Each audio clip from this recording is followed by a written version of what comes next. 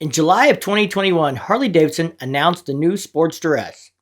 During that announcement, they showed 3 clips of what I believe will be the Sportster 975. I have 25 things to share. Most of those come for those 3 clips, but I also have an image of what I believe the Sportster 975 is going to look like, and I'll show that to you all at the end.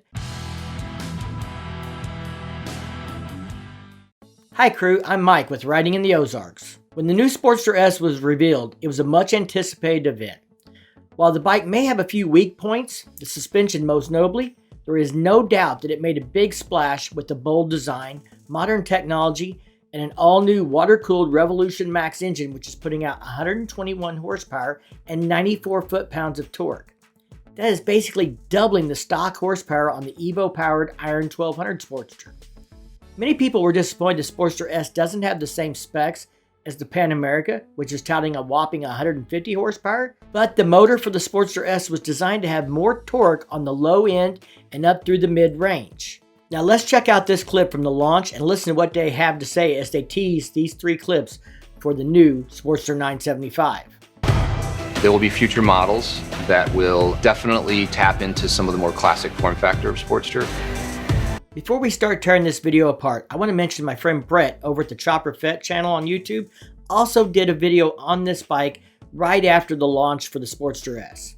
Now, while I am going to point out all the same things that he already put in his video, I have some new things to add to that. But if you guys want to see Chopper Fett's take on this, I'll put a link in the description down below and you can go check out his video if you haven't already watched it. Okay, let's start tearing these 3 shots apart and see what we can find. The first shot gives us a glimpse of the front of the bike, and that's where we're going to start. 1. We could make out a round headlight instead of the pill-shaped one that's on the Sportster S. I'm going to assume it is a 5.75-inch LED because I don't think Harley Davidson would release an all-new bike without an LED headlight. 2. LED turn signals because it has clear lenses. I mean, after all, you can buy LED turn indicators pretty cheap these days, and this will take away one more thing that people would complain about if they released it without them. 3. Cafe fairing like on the Iron 1200 or the Lowrider S. It may not do much for blocking the wind, but I am sure there will be plenty of windshields for it in the aftermarket world within a year, if not immediately upon release.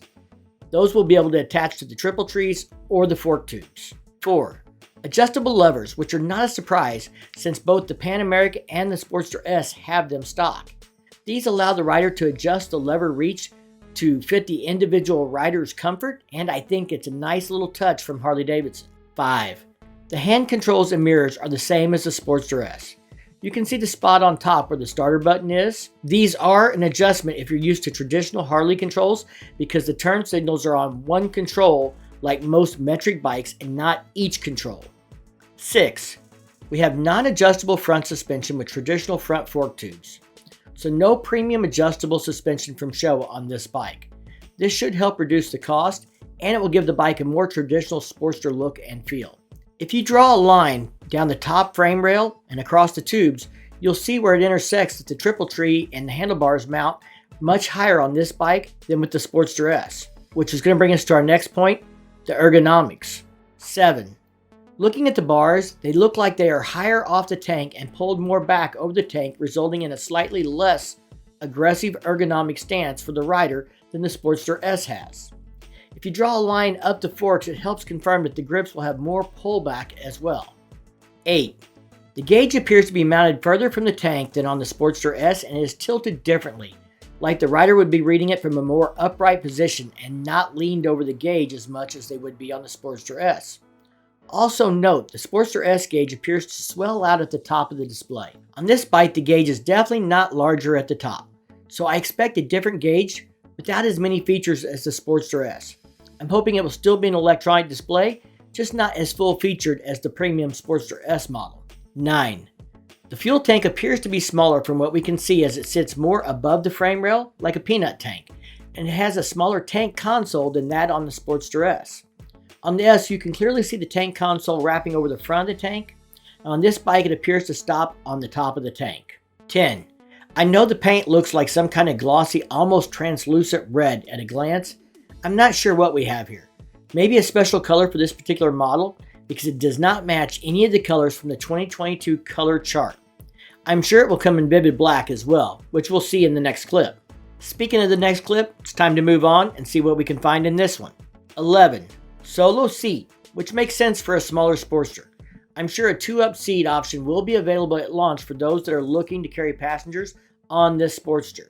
12. A bobber style chopped rear fender in vivid black. I think this setup matches the stock Solo seat, and it'll make this bike look a lot more like the existing Sportsters we're used to. 13. LED rear turn signals. Again, because of those clear lenses. 14.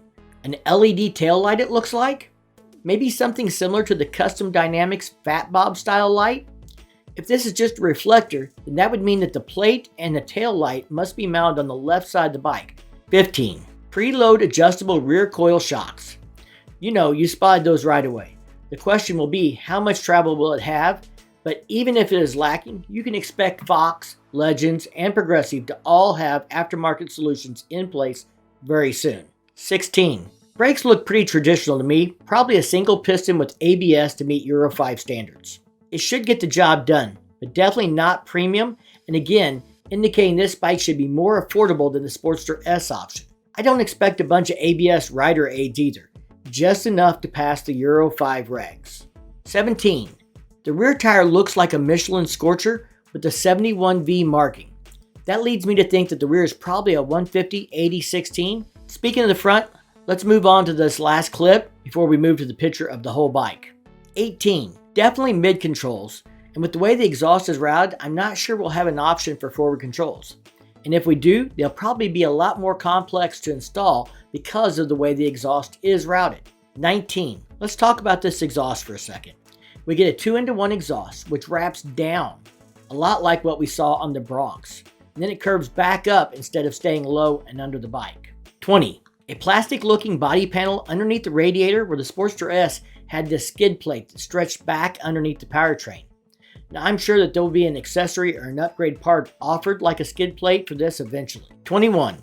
Same unitized powertrain using the Revolution Max platform, so it will be a 6-speed gearbox. Well, I can't tell from the image. I'm going to guess this will be a 975cc displacement, simply because we know the Bronx was going to have a 975. So we know that engine design exists, and it would be a step down from the 1250. I expect this bike is going to be the 883 replacement in the existing line.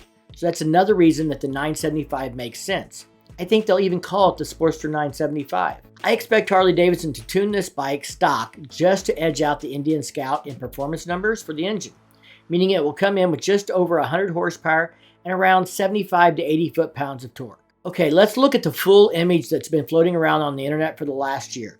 Apparently, this was distributed to Harley owners to gauge reaction.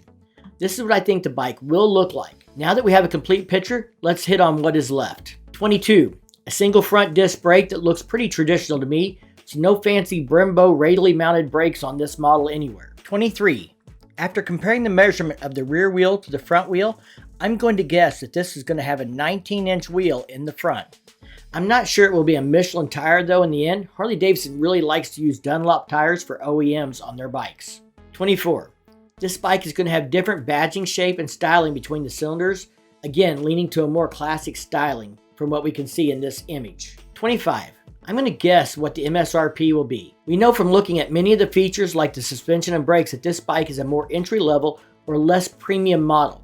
So it has to come in underneath the $15,000 that the Sportster S is. I'm going to say this model will come in at $12,500 to $13,000 MSRP because Harley is not going to price it cheaper than the Indian Scout.